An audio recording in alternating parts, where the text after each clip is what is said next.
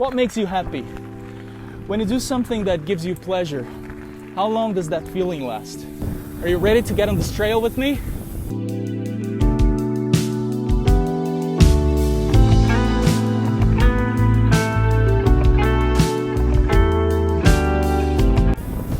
Hello everyone, my name is Victor Costa, and I'm inviting you for another Bike and Bible. When I know that you are on my side,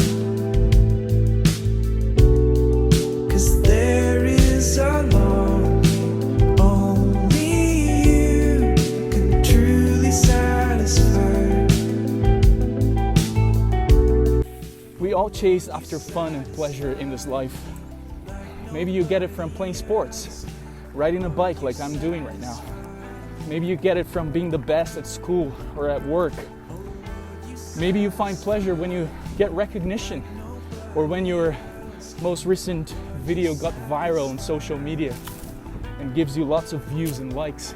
Some people, they just love the thrill of making lots of money and buying cool stuff like a luxurious home or flashy cars, trendy clothes, epic trips.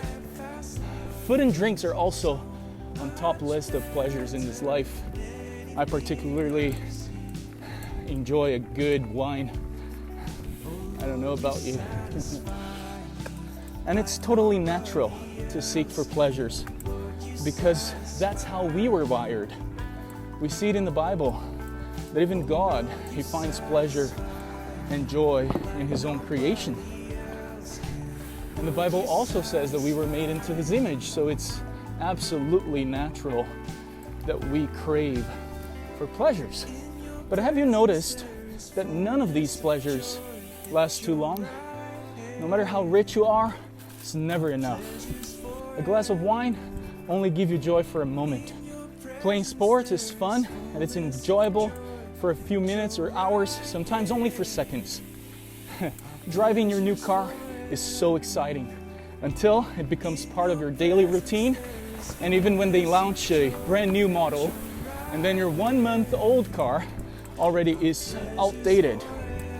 Even the pleasures of sex are over the next morning.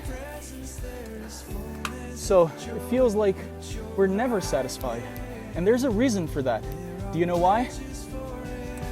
It's because we were made for something bigger. The pleasures of being in God's presence.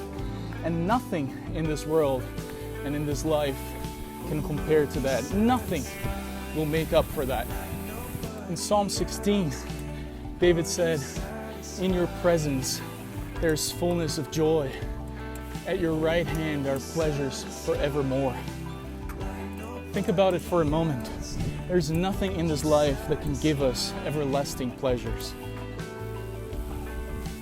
Only in God's presence we will find fullness of joy, everlasting joy.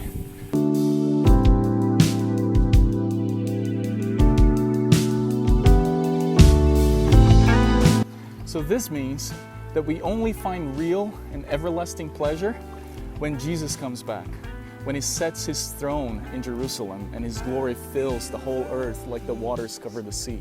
Because then, like Psalm 36 says, we'll drink from the river of His pleasures and be forever satisfied.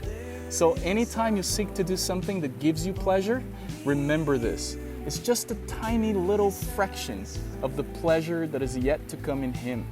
You will only find fullness of joy and pleasures forevermore in the presence of God. So don't settle for the little and temporary pleasures of this life, of this world. Put your eyes on Jesus. Tell Him, like David did in Psalm 17, that you eagerly wait for the day that you shall see His face in righteousness and be satisfied when you awake in His likeness. In other words, what David is saying is that it's in the resurrection. It's in the age to come when God will give us glorified bodies and we will be transformed again in what we were meant to be in the beginning. So much better than anything I've seen. Oh Lord, you. So until that day, may the pleasures of this life be only a reminder of the pleasures that are yet to come. Maranatha, and see you next time. You satisfy me like nobody else can. Lord, you satisfy me.